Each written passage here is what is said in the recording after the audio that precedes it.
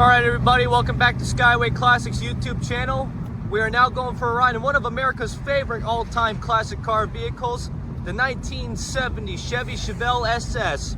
With the top of the line 454 big block, our Chevelle includes the beautiful blue exterior with the cowl induction hood, SS stripes going from the hood to the deck lid. Got all of our Chevelle gauges. As you see, the gauge to the left is a tack, not a fake Monte Carlo switched gas gauge. With the Delco FM radio, aftermarket AC, with a beautiful interior of white bucket seats, horseshoe shifter, and a power top. This car is mean all the way. Got that nice cam coming out the back with the dual exhaust.